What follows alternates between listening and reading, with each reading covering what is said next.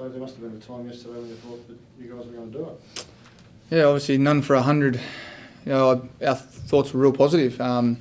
We felt that we got ourselves in, we did the hard yards, and we knew once the ball got older it was probably going to be easier for us. And the ball started reversing a little bit, not as much, but once we lost two wickets, out there I felt that I had to try and help the next guy get in, and that was my job to try and steer the ship in a way. And then obviously I got a good ball by Brezzo, so that happens in cricket. But from there, yeah, it was very disappointing. Obviously with the outcome. What was it like sitting up in the change rooms and on the balcony, mate, just watching the batsman after batsman go? Yeah, it was gutting. I went into the bathroom to have a shower, and it took me probably half an hour to get over my dismissal to then go in there and have a shower and come out. We've lost 3 quick wickets. It was something that I still can't believe it happened so fast with what happened, and it finished yesterday. I just thought that if we hung in there and got through that that tough period of broad spell, we could have come back today at lunchtime and finished it off. But at the end of the day we lost, and it's our fault, the batters. There's a sort of does a panic set in, or what's the feeling like when wickets are falling like that? Does it sort of everyone start getting edgy and edgy in the press box? Yeah, I'm not sure. We were just talking about it just before about what goes through our mind when we walk out there when the crowd's going, how rowdy the crowd was yesterday, and it does help having your home team behind you, and you just got to try and get through that tough spell. And as an opener, that's where I feel that the hardest part for me is to get myself in, and then I can relax with the crowd environment. But I know the feeling when the guys come in. When I first came back and I got booed walking out of Manchester, I felt like I was small. I was real nervy. I felt real small. I felt that everything was against me, and I could just imagine how some of the guys felt yesterday coming in. When we lost those quick wickets, but at the end of the day, we did get knocked over, and it was quite disappointing. So, you've seen, the way you played at Manchester in the second innings and the way you played there, you seem to be more comfortable or happier back at the top of the order.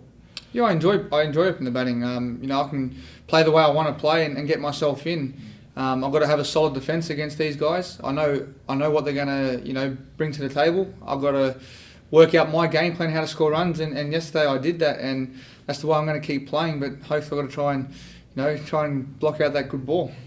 How much of a solid plan, I suppose, was it for you to move to number 6? Because I remember before you went to set up, you said, if I play, that's where I'll come back to. But in the end of that last one innings, so how much had been put into that? Yeah, I was told probably the first week we got over here when we were in England that I was looking to bat 6, and I got my head around that. I worked my game plan around that, facing the older ball in the nets and facing the spinners, and then obviously the new rock for the second new ball, and then obviously with my misdemeanors and going away and batting 4, it was a different mindset I had to have, but always in your mind, you're going to face that new ball regardless, especially batting number 6. So it obviously did turn around pretty fast, and I feel comfortable at the top of the order, but that's where I feel I'm best suited, and I'm still I'm disappointed with yesterday's. After our start yesterday, we should have went on and won that easy.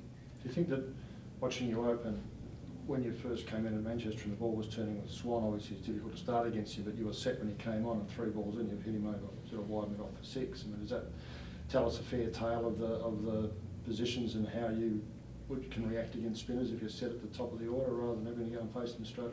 Yeah, I think when I go in to face, when I'm opening the batting, you do have to, it does take you probably 10 balls to get your feet moving properly.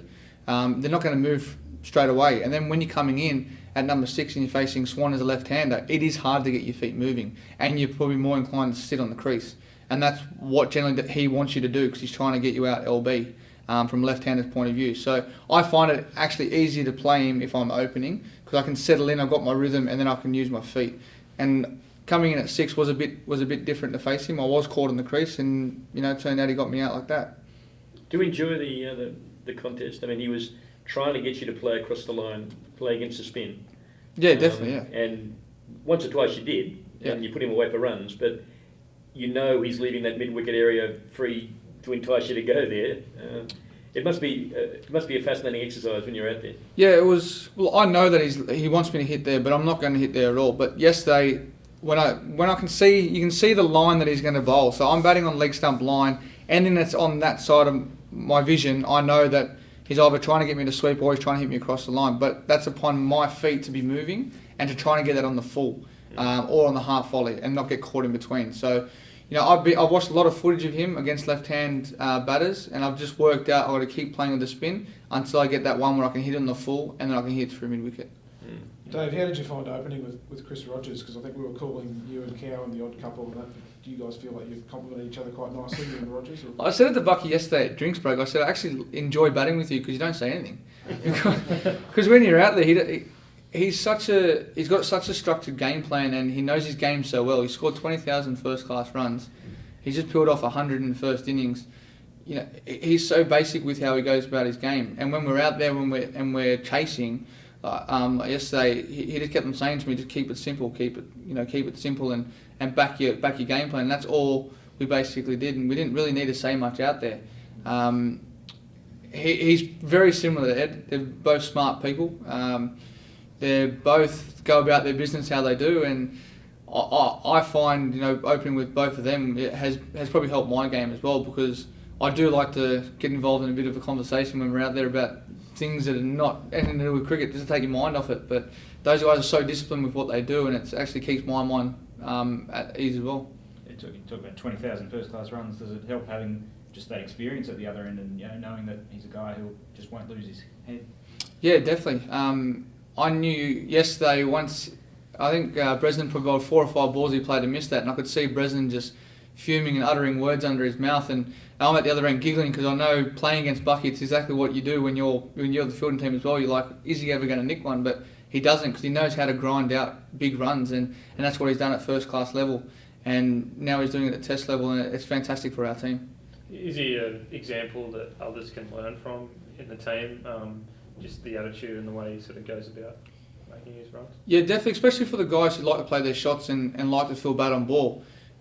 We need to know how to rein it in, and then we know we're gonna get those bad balls. Perfect example is looking at Ian Bell.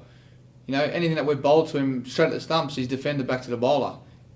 I think probably 80% of his 500 runs he scored in the series have been through cover and point, because they're through the loose balls, and that's all he's doing. He's waiting and being patient. And that's exactly what Bucky did in the first innings. He waited for that ball, and he knows his game so well. Anything that's in that zone, he's blocking. Any width, he's playing, and that's how simple they've kept it. Do you feel like yesterday there was a bit of like, you just haven't won in so long now that you get 1 or 2 wins on the board and you're sort of better equipped in a situation like that, where you sort of a bit more belief maybe that you can? Yeah, I reckon that's probably what it comes down to. I think if you have that belief to win, you're going to win. And I can't say that the guys didn't believe, because we've always got belief when we're out there. But I still don't know what to turn to and say what the fault was there yesterday. I don't know if it was pressure. I don't know if it was just the English crowd getting behind the English, and we were just real nervous. I don't know what the other guys were feeling, but I just know if we got through that 10 overs, that last 15 overs, we could have come back today and easily won that by lunch. Because it was all over in 68 overs. What was the rush? Does the crowd actually is the adrenaline flowing so much that you're wanting to feel bad on ball, you're wanting to sort of quieten the crowd a bit by just, getting a few runs, shut them up? Yeah, well, none for 100 yesterday. They were all boozed up and they were just chanting. They weren't cheering their team or nothing. We were hitting 4s, and we could hear the Australian guys applauding us. So, once they got that wicket, it sort of egged them on a little bit, and once they got the second one, egged them on even more. So, I'm pretty sure that the guys were feeling the pressure. But we're professional athletes, and we have to adapt to that. And you can't train for those conditions. Simple as that. The only best way to train that is to get out there and actually try and build, try and work out how to block that out and play your game. And that comes down to respecting the good balls and not playing across the line. You look so comfortable at the crease yesterday. And do you look back at the first 2 tests and think that maybe you could have made a difference there if you were playing? Oh, in hindsight, looking back, I'm always going to be thinking, I could have, but it is what it is. I stuffed up, and I had to go away and score some runs and you know, come back and play the game that I know I can play. And you know, we were so close that first test. We're in a position where we shouldn't have even got to where we were without Ashton's 90. So, you know, we've played, you know, three good test matches where we could have won. It could have gone either way. There's two very, very good teams here at the moment that are playing some serious cricket, and England just keep edging us out at the end. So hopefully come this fifth test we can actually show them what we're all about. So what's the difference, do you reckon? What is England doing right that you guys aren't? Just the key moments, I think it is. At the moment, it's our batting. We're losing too many quick wickets. We're not consolidating at the right times. We are getting the one big partnership, but we need the second one and the third one to carry on. We need two guys to get big hundreds. That sets your total up, and then the bowlers do the job. The bowlers have been doing a fantastic job so far. We can't ask any more of them. And now it's just upon us batsmen to get out there and nail down and knuckle down in this last test to try and get momentum into the Australian summer. Dave, I know you guys have had a team meeting on you this afternoon. Well, you probably don't want to divulge all that, but what were the major sort of themes that Darren was talking about? And was there still a sense of shock in the room, I suppose, after what happened yesterday? Well, basically we just spoke about how we can get better. How can we identify those key moments where those key spells, for instance, yesterday Broad, how can we block out his 5 overs?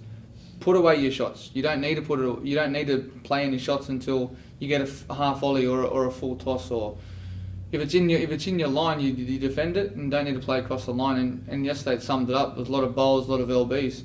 You know, they were playing across the line shots. Michael got a good ball. Myself got a good ball. You know, Bucky got a good ball. But at the end of the day, we've got to try and work out how we can identify those key moments and block it out, and then see the rest of the day out.